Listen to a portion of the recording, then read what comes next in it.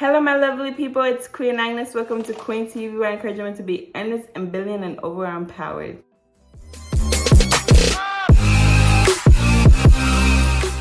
So, as you can tell by the title, today I'm going to be doing, what part is it?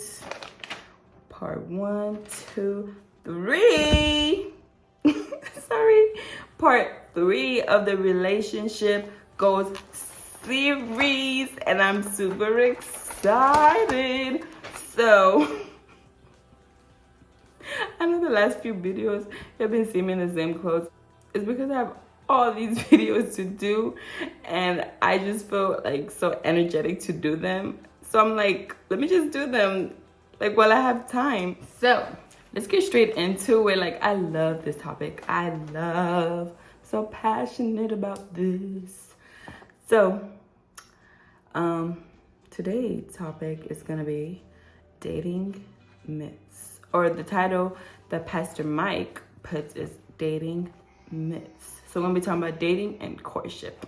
So let's get straight into the video. Okay, remember that song we used to sing when we were little kids and we're like, let me see. It's Billy and Sophia sitting in the tree. K-I-S-S-I-N-G-L first, you know, that song. So that song has the order, you know, but most of the time we don't really follow the order that we need to, you know. First we pop out the babies, then we want to get married, you know. It's like we're popping things out of order. So the same thing is happening with our relationships. So this is the step process that he gives. So the first thing should be singleness.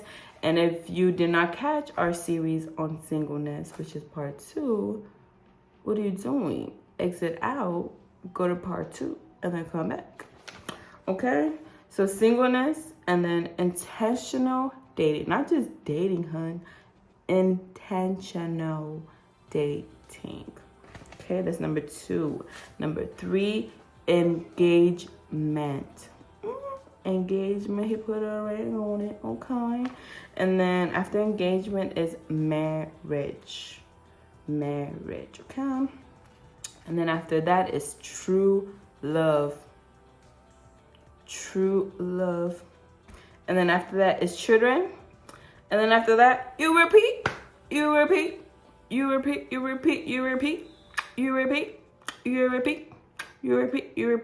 And he says that repeating is the most important part of this steps. Because usually times when people get married and they have children, they get stuck on that step, and they don't remember to go back to living like their singleness, which is just discovering yourself and bettering yourself. They don't go back to intentionally dating their spouse. They don't go back to how it felt when they were engaged. They don't go back to recommitting themselves to each other like they did in their marriage season, and so on and so forth. So that's why it dies, because there is no repetition of this. You know what I'm saying?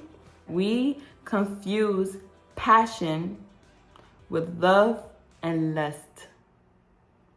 We confuse passion with love and lust. So he was saying that oftentimes why a lot of marriages don't last is because we really think that we love this person, and we think that we lust them, but all along it's just passion. You're really passionate about this person. And so after you have kids and and they start change, like, you're like, ooh.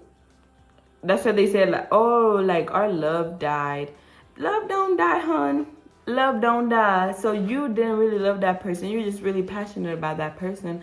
So oftentimes we go throughout this thing of passion, thinking it's love, thinking it's lust. That's why I'm like, I'd be afraid to say I love you to a lot of people, because what is love?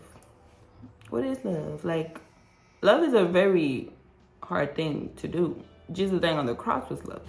So it's like, do I really love you? I don't want to say I love you. It's such a we use it so lightly nowadays, but it's such a powerful word that we just take so lightly, and I don't like taking it so lightly. So if you say I love you and I don't say it back, that's why. Or if I don't say I love you, that's why, because it's not that I'm scared to use the word, it's just I want to use it correctly, you know? I want to say I love you, and then 5 days later, I don't want to be your friend no more, because that I really love you, because love don't die. I'm saying. Okay, then the next point he says, this part he was talking to parents. I guess I can still say it. So it says, no. My handwriting is so bad. Parents have taught them, meaning like their children, a lot about God, but haven't taught them how to pick fruit. I think that's what I said. So I have a verse here, so hopefully this verse clears it up for me. Hosea 4:6 says, "My people are destroyed from lack of knowledge, because you have rejected knowledge." So I think what this point was trying to say is that oftentimes that we're not really taught, because parents or people are just, because we're destroyed because we lack knowledge, because we don't know these things. And oftentimes it's not really that it's really because we don't know how to do things the right way. We don't know how to be single the right way. We don't know how to date the right way. And so that's why our lack of knowledge is what destroys us, is what causes us to be heartbroken, and other things that could happen from being having little to no knowledge about these certain things. And so we're saying to parents that oftentimes parents don't teach us about these things. I have never heard my parents ever teach me about these things. You know, all you ever hear is them saying, oh, don't have sex before marriage, or, you know, like, find the right guy. But like, how? Like, they don't show us or teach us, how do you pick the fruit? How do you find the right person? How? Like, they don't really teach us about these things. You don't really ever hear about this in Adventist home, especially. Like I was saying, it was hard for me to find sermons talking about relationships and stuff from Adventist preachers, because people, like, we just don't talk about these things. And so we have a lack of knowledge, and that's why it destroys our life.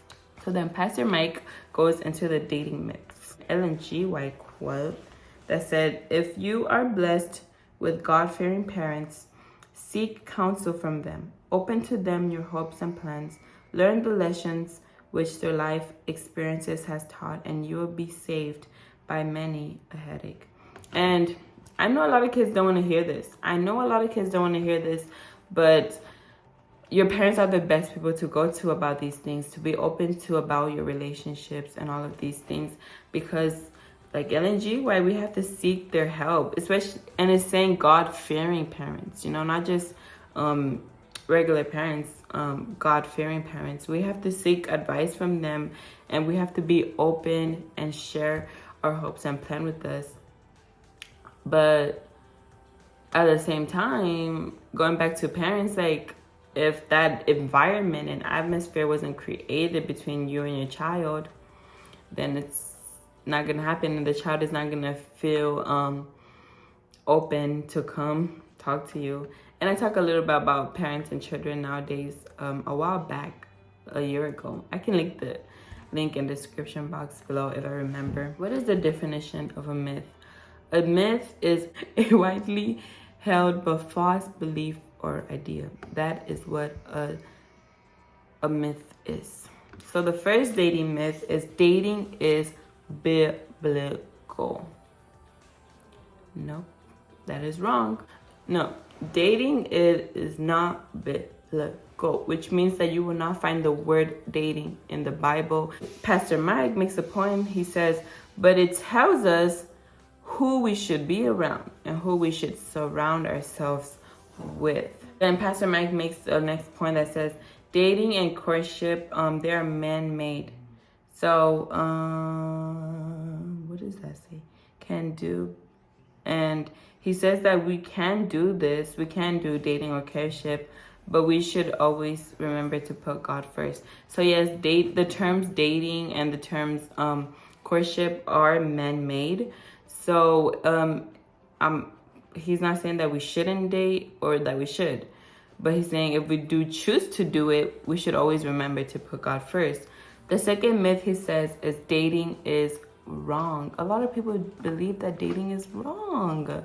But no, dating is not wrong if God is in the middle of it. So I have this, I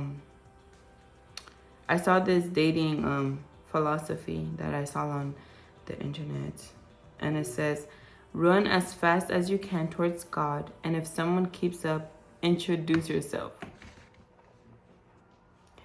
Run as fast as you can to God, you know, on your journey of singleness, running to God, because you're trying to be like God. You're trying to get that relationship with God.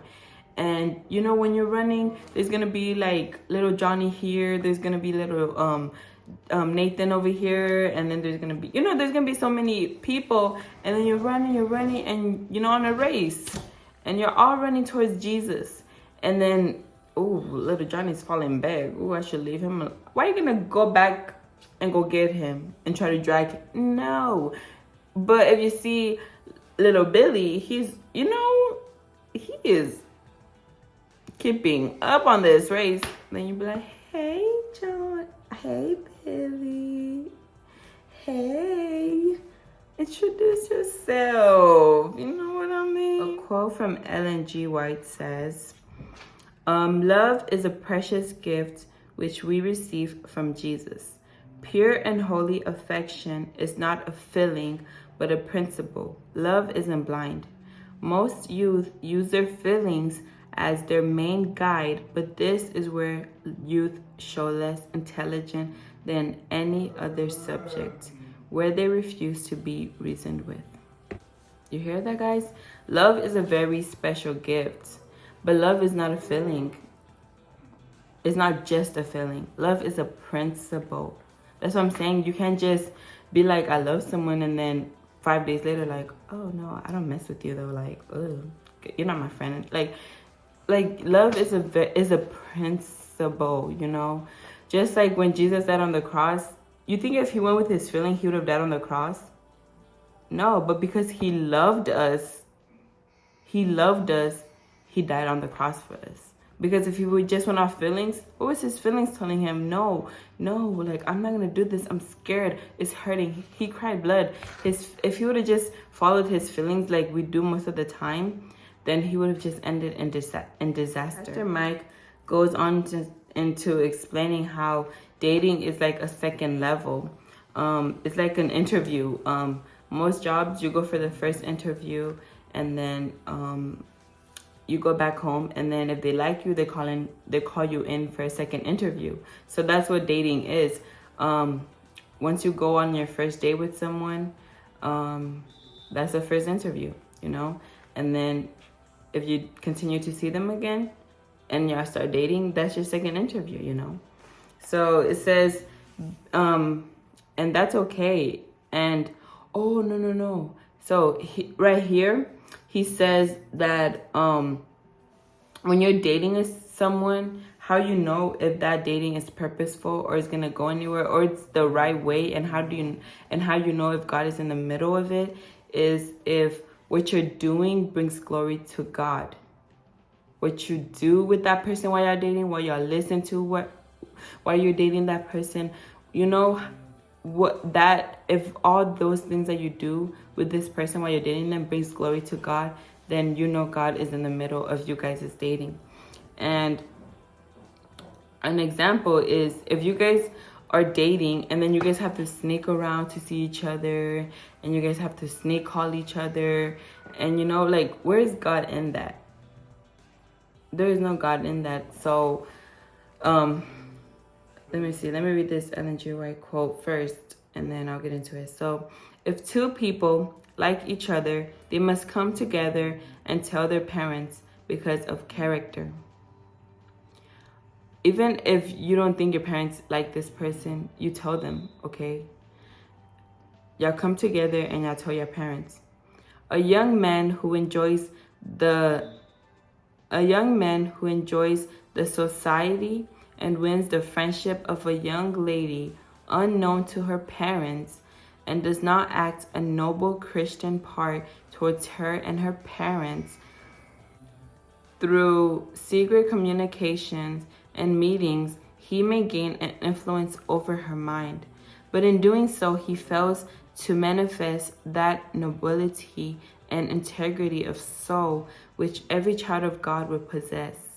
But in secret brings danger, and it causes mistreatment to happen. Telling parents brings a fear in the parents and causes them to treat each other better. And honestly, like after I read this, because before I used to be like, oh no, I'm not gonna tell my parents, like, you know, because it might not work out, and how about they don't like him, and all of these different things. But after I read this, I was just in shock, because this actually makes a whole lot of sense. So ladies, if you tell the person that you're dating that, oh, you know, like, you know, I should introduce you to my parents, and, you know, we should introduce ourselves to our parents, and they say no, run. That's a red flag. Run very fast. Run so fast that you find another another person running the race, because no, that is a red flag.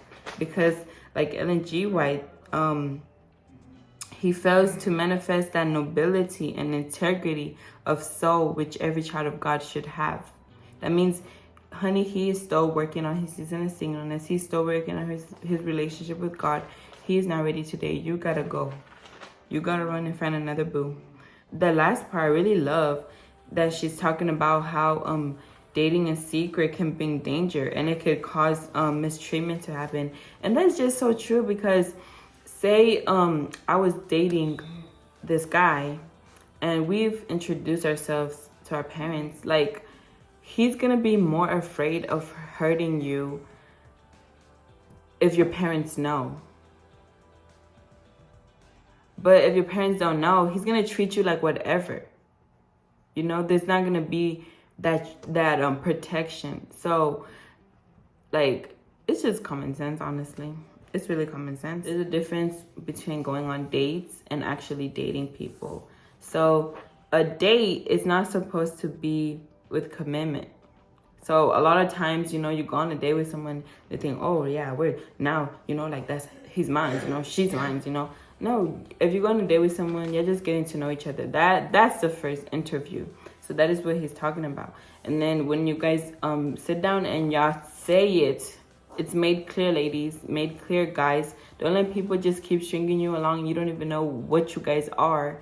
If you guys said, okay, we're dating, that's the second interview. But if you guys have not said officially that you guys are dating, you just keep going on dates, then you're still getting to know each other. Y'all still on level 1. So to get to that level 2 of getting to know each other, that's the second part. And so Pastor Mike, he advises that when you guys go on dates and you're getting to know this person, is an event, okay? It's not a commitment. Dating is a commitment. That's when you say, okay, you're only talking to me, and that's it. That's that commitment. You know, we're dating. And so this is an event. The date, going on a date, is an event, and it should be in public. It's very important if it's in public. If you're trying to go on a date, your first date with someone, and they're trying to say, oh no, let's go do it at my house, or let's do it in the car, you know, somewhere that's not in public, run very fast, because that is a red flag again, you know. Continue your race. He's not for you to go find your next boo. You feel me? So yeah, so that first interview is when you're getting to know each other. So Pastor Mike makes a point. He says, because we are lonely, we allow people who aren't worthy to go to the second interview. Because, like I said, love and dating, at the end of the day, when you're trying to entertain another person, your goal should always be marriage. Your goal should always be long-term. Your goal shouldn't be short-term. Your goal should always be long-term. So in that first interview, that first date, don't just be there like just feelings on 100 and getting lost in the moment, that your mind is not open, that your mind is not working. That date is an interview. You need to, like, honestly, date 1 should be enough. Date 1 should be enough for you to know at least a gist bit, like yes or no. That's why we need to know how to do it the right way and ask the right questions, because that's why in an interview they have questions for us, and that interview, that's why that first interview is enough for them to know if they want you as a worker or not. And most of the times it's not always right though, but you know, we get an idea. Because that's why we go on second dates, because we're like, okay, so the first date, you know, he seemed cool and I didn't really see any red flags, but let me go on the second date just to make sure, you know. Let me go on a third date. You start getting to know each other, and then after about 3 to 4 dates, you're like, okay, let's start dating, like, you know, actually. But that first date, you know, if there's flags in there, address those flags with them, you know.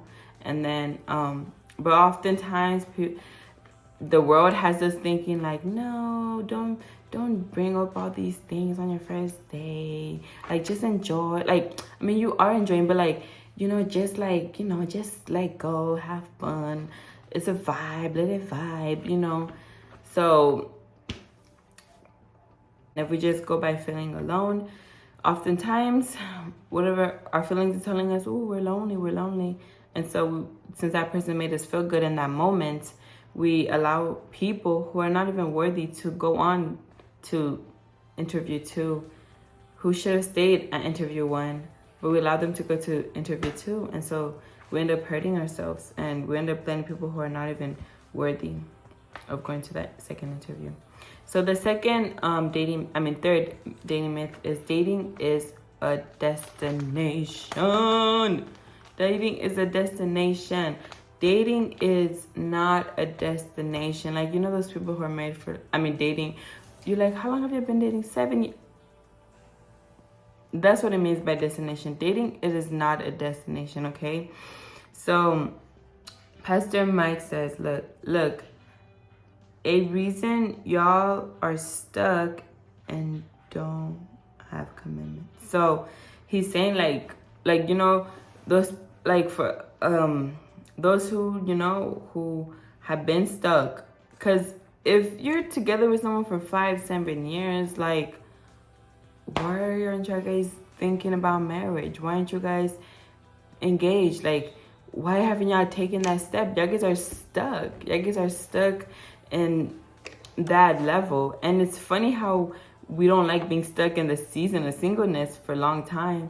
But then when it comes to that season of dating, we get stuck there. You know, going back to those steps, we get stuck there. So it's like he's saying, like, really look at what is the reason why you guys are stuck. Like, if you guys are stuck in the dating stage, imagine when you guys get married. Like, it's gonna be bad, because dating, you're like, what is it? Like, don't you want the commitment? Like, that commitment, that ring on your finger, like, you know, like, come on now. He says dating is supposed to take us to marriage, not a stop. Let me say that again. Dating is supposed to take us to marriage. It's not a stop. Dating is not the final destination. And that's just on period. He's going to talk about, then he goes into talking about 2 different kinds of dating. So the first one is recreational dating, and the second one is intentional dating. So we're going to go into recreational dating, and I'm going to read a point that he says is, recreational dating is dangerous. Stay away. And we're going to see why. Recreational, the Google definition says, relating to or denoting activity done for enjoyment when one is not working. So it refers to doing something for your enjoyment, but you're not really working for it. That already doesn't sound good. So Pastor Mike says, with dating, if there is no aim or goal, it's a waste and it's only going to damage you. If you have no goal, no aim, if you know you're just dating to date because you're happy, because not you're happy, but like, because you know, in that your feelings are there and you know you're enjoying it, but there's no real heart being put into it. Because I don't think it's that hard to date. So it's like, if there's no work being put in or like an aim or a goal, then it's a waste of time. It really is. It's a waste of time and it's only going to damage you. I'm telling you, it's only going to damage you. And he gives examples too about this. You can go ahead and watch it if you ever have time. So intentional dating, which is the opposite of that dating, which is dangerous, as you can tell, is when you date with a purpose. Intentionally dating is dating with a purpose. So he goes on and says, if you've been on a couple of dates and you don't see your future with this person, they aren't the one. Don't stay. Wait. Oh yeah, it says, don't say, I just need one more date. You know, there's people who've been like on 5 dates and then they're like, just one more day, you know, like maybe, like, you know, no, like, no, if you don't see yourself, honestly, if you don't see yourself with them, a future with them, like on a second, third date, they're not the one. Like, move on. Like, it's just wasting time again, and it's only gonna damage you because you're over here ignoring all these red flags that are later gonna become a problem for you. The fourth and last myth is dating is harmless. Dating is disastrous. Dating is devastating. Dating is not harmless. I mean, dating can be disastrous and dating can be devastating. Dating can be devastating. So it can be devastating if it is done the wrong way and if it is done without God. So Pastor Mike says, we invest so much time and energy into things that only take from us. We invest so many time and energy into things that only takes from us. So I know like people who be in relationships, or sometimes we get caught up in relationships and we're dating people who, you know, we see all these flags and, you know, we're just like, you know, but if I just give him a little bit more time, if I just give him, you know, if I just put more effort, if I just do this, like, if I just do that, then, you know, it'll get better. No, like, that's not how it should feel to be dating someone. It shouldn't feel like that, because if you're already feeling like that in the dating stage, imagine what's going to happen when you're married. Like, it's not going to get better. It's only going to get worse. So Pastor Mike is really right when he says this point that we spend so much time and energy, and time is precious. We spend so much time and energy to people who are only taking from us. He gives advice that we have to be careful of who we allow into our hearts. And this is not only his words, but these are words from the Bible. In Proverbs 4:23, it says, above all, guard your heart, for everything you do flows from it. God tells us that we need to protect our hearts. We can't just let anybody into our hearts because our heart is precious. We have to be careful of who we allow in our hearts, minds, and souls, because it can damage your purpose. If you allow the wrong person into your life, it can literally damage your purpose. And this video clip that I was supposed to add here was Pastor Mike. He was like, you know, he was talking about how, like, you know, like before you started dating this person, you were somebody, you had green, you had goals, but you started dating this person and now you're not running after your goals. Now you're stuck, you know? So that's what it's saying, that it can destroy your purpose, you know? Before you met someone, you had a purpose, you had a goal. And I hope I can find his clip because he says it so well. Like, that relationship seemed right when I got in it. That person seemed right. But he said, it ends in death. Another translation says destruction. What are you trying to say, Pastor Mike? There can be a death to purpose because you got in relationship with the wrong person. Open up your heart to the wrong person and let them discourage your dream. You used to be passionate about something and you got with the wrong person and it started to crush what God placed on the inside of you. You have to be careful of who you align your heart, your soul, and your mind with, because it can damage your purpose. Some of you are supposed to be doing things that you were created to do, but you got in relationship in a season you were supposed to be focusing in your singleness with the person you would not end up marrying, and they crushed something in you and talked about your self-esteem and got you in a place where you could not believe in your own self, and now you're sitting here with a death of time. You've lost time. and you've lost vision and you lost hope because you were in. So a verse that he reads next is in 1 Corinthians 15, 33 to 34. And before that, I'm going to read an Ellen G. White quote that says, "The habit of sitting up late at night is customary, but it is not pleasing to God, even if you are both Christians." You hear that?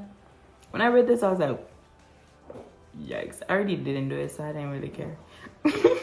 These untimely hours injure health, unfit the mind for the next day's duty, and has an appearance of evil. My brother, I hope you will have self-respect. You will have self-respect enough to shun this form of courtship. That's all I gotta say. I feel like that quotation speaks for itself. So 1 Corinthians 15, 33 to 34 says, "Do not be misled. Bad company corrupts good character." No matter what we say, oh, he has no influence on me. Yes, it says in the Bible, bad company corrupts good character. Come back to your senses as you ought. And okay, let me finish reading actually first. Come back to your senses as you ought and stop sinning. For there are some who are ignorant of God. I say this is your shame. And I actually have been witnessing this, and I am a witness of this, that I believe I have a good character. Yeah, I believe I have a good character. I believe everybody has a good character. It's just up to you to choose if you want to embrace your good character or not. But yeah, I believe I have a good character, like deep down inside. It might not always come out, but I believe I have a good character. But when when I would surround myself with bad company, and it doesn't necessarily mean that they're bad people. It's just maybe their goals are not right, or they're just not on my level, and that could sound a bit like, oh, I think I'm on that, but they're not on my level. It could kind of corrupt me, or just break. Okay, for example, my business, a lot of people who I was hanging around the time that I started my business, weren't at that level of thinking like that, of thinking of their future in that way. And so being around that company allowed me to actually not almost start my business, because I was just around people's minds who were like, oh no, like you're too young to do this, or you don't have enough knowledge, or like it's gonna be bad, like you should wait till later, like just things like that. I was around that company. It wasn't necessarily that those people were bad, it's just that bad company was gonna corrupt my soul. And I've been in situations where bad company has corrupted my soul, and I started sacrificing things that I believed in, or things that just things like that. And I actually have to work on that, because I just always see the best in people and things like that. And so I have to be careful around the company that I keep around you, because have you ever been in a group of friends, and then you guys, like, say for example, one person like saying this word so much, like if you guys always around each other, that company, eventually you're gonna start saying that word too. So that's the same thing with character. It rubs off, and you don't start noticing it, and someone says, wow, you act like this person so much, and you're like, what, I do? You start doing things that people do, because that's the company you keep around. And God knows what he's saying, because he created us. Like, again, how are we going to go against the person who created us? When we sin, our flesh shows us on what is wrong. We should want our relationships to shine in a world of darkness. When we sin, our flesh shines, like it shows. Okay, so basically when we sin, our flesh shows us what is right. Like when you steal, your flesh tells you like, okay, I shouldn't steal, like, So it shines a light on what is right. So what we should want, and the conclusion is, what we should want our relationship to do is to shine in a world full of darkness. We should want our relationship to be goals, the right goals. We should want that. We don't want a dull relationship with no purpose, no aim.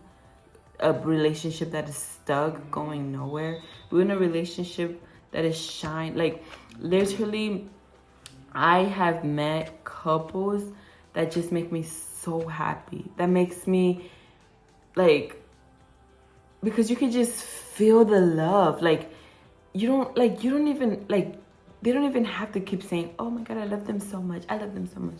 Like you can just feel it, like, you know, and those are the kind of relationships we should strive for, because those things makes people feel better. Those things bring light into this dark world that we're in. We should want our relationships to shine light in a world full of darkness. It's already the end. Well, that is it, my lovely people. Thank you for tuning in on another episode of Try Again, This Time with God. Make sure you like, comment, and subscribe. And be back for part 5, guys. We're almost there. I think we're halfway today. Oh no, it's part 4. Ooh, I'm skipping ahead of myself. Be back for part 4, guys. I'm so excited for you guys to come back. Anyways, bye.